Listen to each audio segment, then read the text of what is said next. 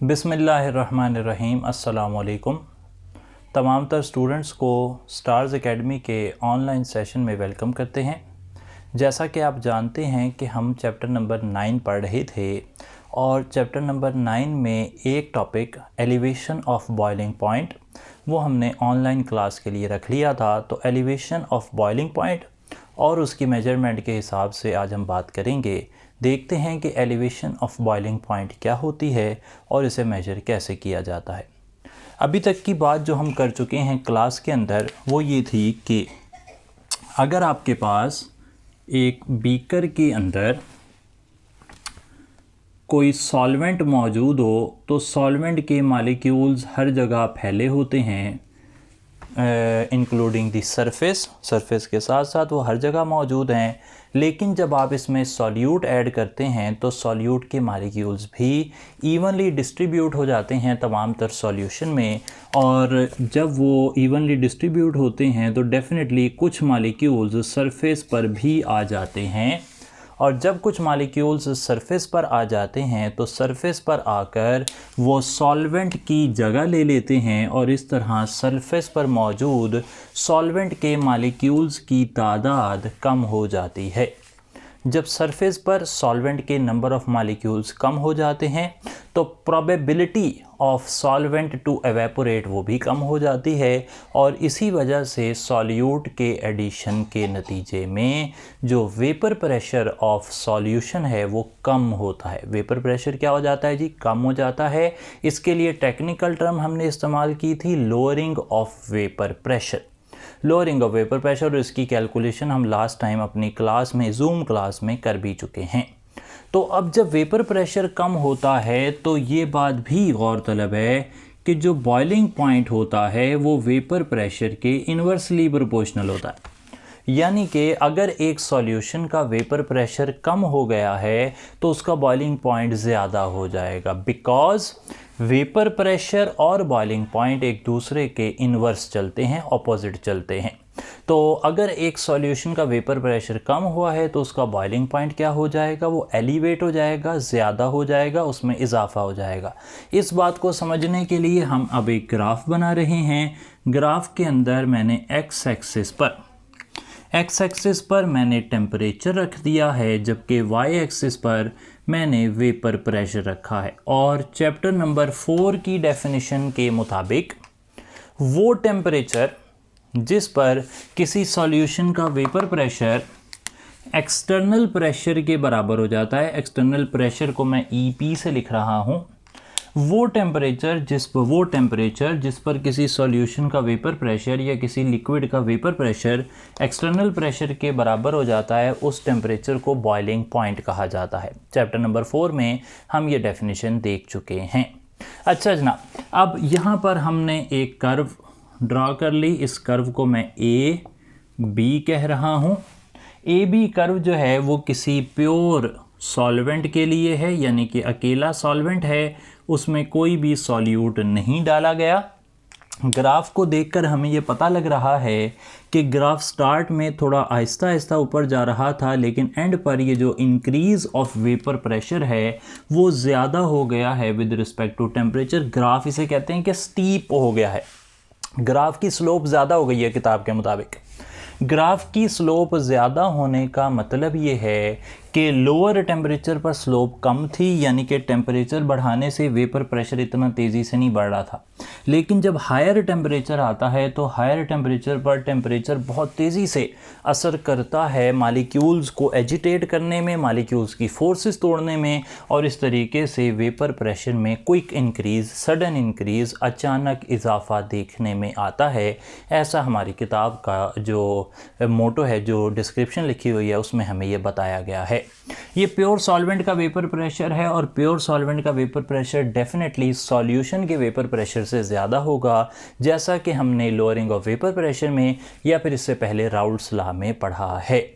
अच्छा, अब अगर मैं इस सॉल्वेंट में कोई सॉल्यूट डाल दूं, जैसा कि यहाँ पर मैंने डाला हुआ है, तो सॉल्वेंट में सॉल्यूट डालने से क्या होगा? वेपर प्रेशर कम हो जाएगा। अब मान लें कि वेपर प्रेशर कम होकर इतना रह गया, सही है जी। यहाँ पर ये मैं हाईलाइट कर दूँ ज़रा, ये रहा, इतना रह गया। अब जब आप टेम्परेचर बढ़ाएंगे तो आप देख सकते हैं कि इस तरह ग्राफ चलेगा, यानी कि क्योंकि ग्राफ का वेपर प्रेशर उसी टेम्परेचर पर, पहले उस टेम्परेचर पर वेपर प्रेशर कितना था, देखें ज़रा, मैं ब्लैक कलर से दिखा रहा हूँ। पहले इस टेम्परेचर पर वेपर प्रेशर था ज़्यादा, अब वेपर प्रेशर कम हो गया। सही जी, एक ही टेम्परेचर है, उस पर पहले वेपर प्रेशर ज़्यादा था प्योर सॉल्वेंट का, लेकिन सॉल्यूशन का वेपर प्रेशर कम हो गया। और उसकी वजह मैं पहले ही बता चुका हूँ कि सॉल्यूशन के अंदर सॉल्यूट के मालिक्यूल्स हैं जो सरफेस पर आकर सॉल्वेंट के एवेपोरेट करने का रास्ता रोक देते हैं और नंबर ऑफ़ वेपर्स कम बनते हैं, और जब वेपर्स कम होंगे तो वेपर्स का प्रेशर भी कम हो जाएगा। अच्छा जनाब, इस तरीके से सूरत हाल बन जाएगी। अब जब टेम्परेचर बढ़ाएंगे तो वेपर प्रेशर आहिस्ता आहिस्ता बढ़ेगा, बढ़ते बढ़ते ज़ाहिर बात है कि अब वो ज़्यादा टाइम लेगा एक्सटर्नल प्रेशर के बराबर होने को, और फिर जब वो एक्सटर्नल प्रेशर के बराबर वेपर प्रेशर हो जाएगा तो उस टेम्परेचर को आप कह देंगे कि ये है बॉइलिंग पॉइंट ऑफ सॉल्यूशन, जिसे मैंने T2 से ज़ाहिर किया है। प्योर सॉल्वेंट का जो बॉइलिंग पॉइंट है जब उसका वेपर प्रेशर एक्सटर्नल प्रेशर के बराबर होता है, उसे मैंने T1 का नाम दिया है। ज़ाहिरी बात है कि T2 ज़्यादा होगा T1 से, क्योंकि बॉइलिंग पॉइंट में इजाफा हो गया है। बॉइलिंग पॉइंट में इजाफा क्यों हो गया है? क्योंकि वेपर प्रेशर कम हुआ है, और वेपर प्रेशर कम क्यों है उसकी बात हम पहले कर चुके हैं। तो ये जो डिफरेंस है in boiling point of solution and boiling point of pure solvent, इसे मैंने जाहिर किया है डेल्टा TB से, और डेल्टा TB जो होता है ना उसी को कहते हैं elevation of boiling point. Delta TB को क्या कहते हैं? Elevation of boiling point. Elevation of boiling point तजर्बात ये बताते हैं कि डेल्टा TB यानी कि elevation of boiling point is directly proportional to molality of solution. ये किसके डायरेक्टली प्रोपोर्शनल है? मोलैलिटी ऑफ सॉल्यूशन या कंसंट्रेशन ऑफ सॉल्यूशन के डायरेक्टली प्रोपोर्शनल है। अगर हम प्रोपोर्शनैलिटी कांस्टेंट यहाँ पर लगा दें तो प्रोपोर्शनैलिटी कांस्टेंट इधर आएगा KBM। KB यहाँ पर क्या है? KB को आप नाम देंगे, KB को आपने नाम देना है इबुलियोस्कोपिक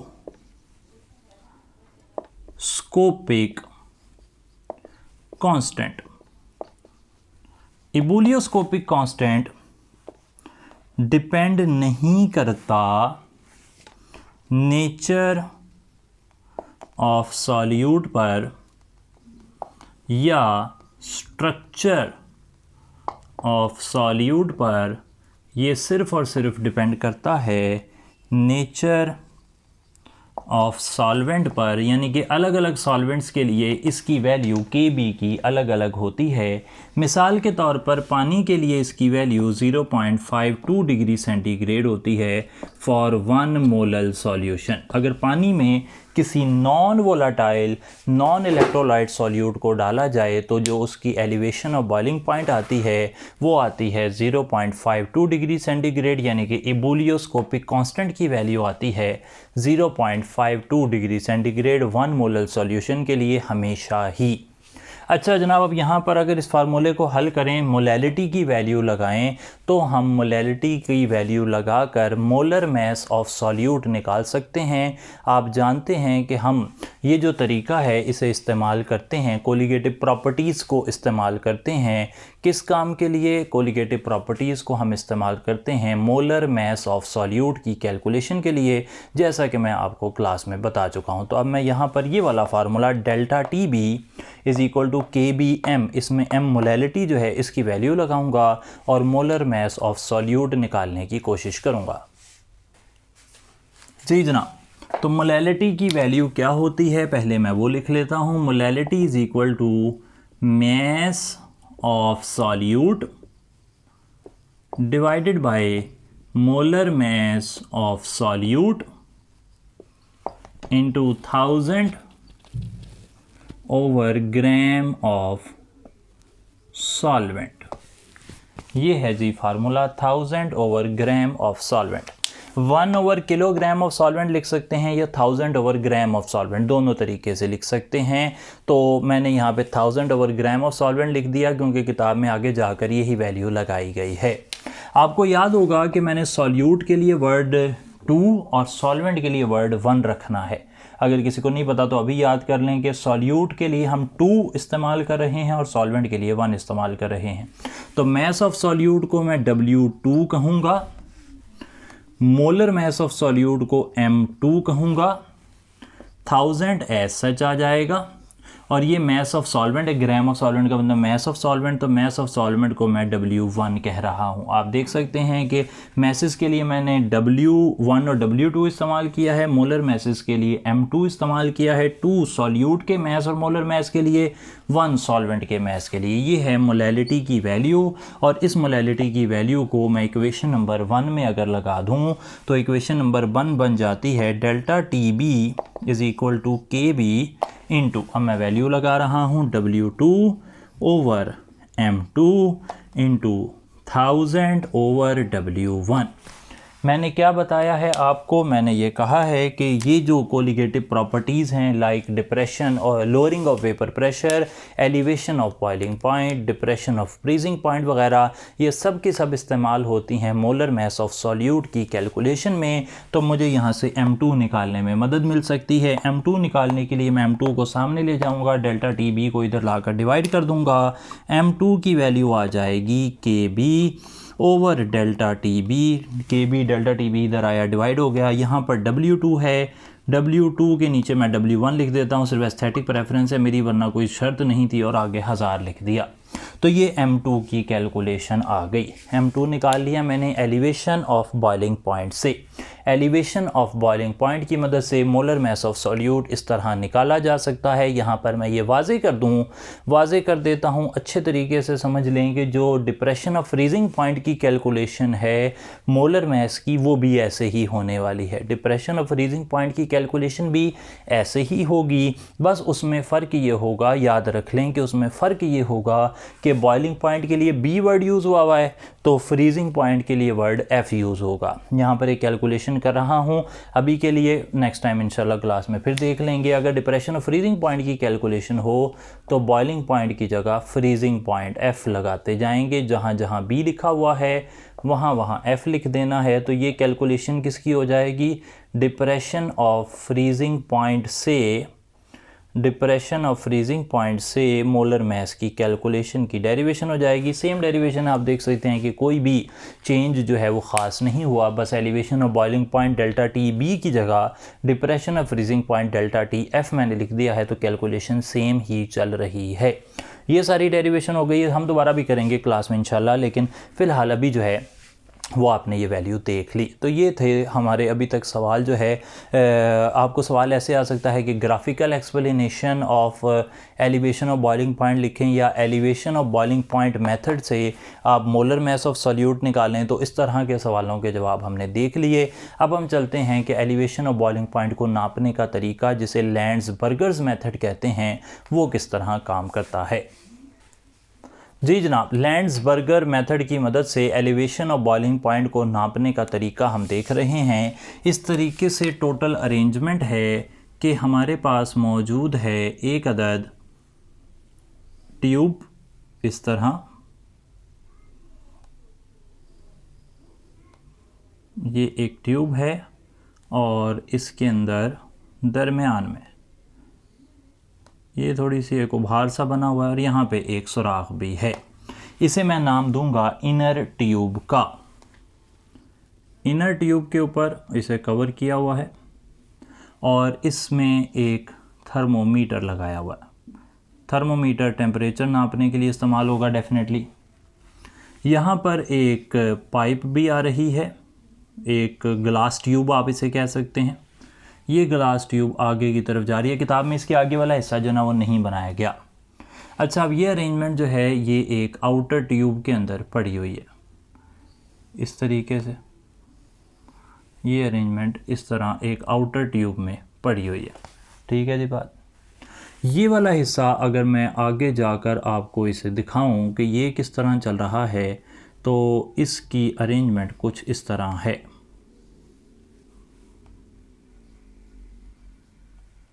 ये लें जनाब, इस तरह है। यहाँ पर सॉल्वेंट पड़ा हुआ है, ये है सॉल्वेंट, और इसे आप किसी मीन्स से गर्म कर रहे हैं और गर्म करके उसके वेपर उठते हैं। और वो वेपर सॉल्वेंट के वेपर्स इस तरह यहाँ पर ट्रैवल करते हैं। ये सॉल्वेंट के वेपर यहाँ पर आएंगे और यहाँ पर आकर वो बबल थ्रू करेंगे, यानी कि जाकर उसके वेपर्स जो है ना वो यहाँ से निकलेंगे। यहाँ पर क्या चीज़ पड़ी हुई है, यहाँ पर भी सॉल्वेंट ही पड़ा हुआ है, यहाँ पर भी सॉल्वेंट पड़ा हुआ है। नाम लगा लेते हैं सब चीज़ों के। एक इनर ट्यूब हो गई जिसमें एक साइड होल है जो वेपर्स बाहर की तरफ फेंकता है। एक थर्मोमीटर हो गया। ये जो थर्मोमीटर है इसकी कैपेबिलिटी है ये 0.01 केल्विन तक टेम्परेचर नाप सकता है। एक आउटर ट्यूब हो गई। एक सॉल्वेंट के लिए इनलेट हो गया, ये जो यहाँ पर लगा हुआ है। यहाँ से वेपर्स जो आएंगे वो नीचे की तरफ निकल जाएंगे। सही है जनाब, ऐसे हालात हैं।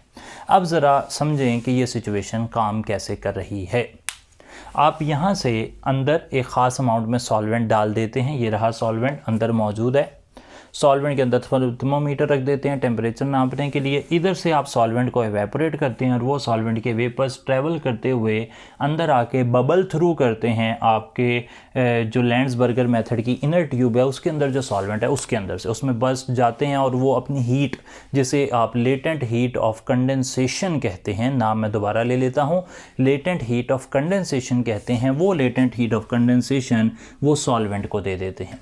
जब सॉल्वेंट को लेटेंट हीट ऑफ कंडेंसेशन मिलती है, उसे हीट मिलती है, उसे टेम्परेचर मिलता है, वेपर्स गरम वेपर्स यहाँ पर आकर जब इस सॉल्वेंट को अपनी हीट देते हैं तो ये सॉल्वेंट भी गर्म होना शुरू कर देता है, ये बॉयल होना शुरू कर देता है, इसके वेपर्स बाहर आते हैं। जब ये बॉयल होना शुरू हो जाए आप टेम्परेचर नोट कर लेते हैं। उस टेम्परेचर को आपने क्या नाम दे दिया, उस टेम्परेचर को आपने नाम दे दिया प्योर सॉल्वेंट का बॉइलिंग पॉइंट यानी कि T1।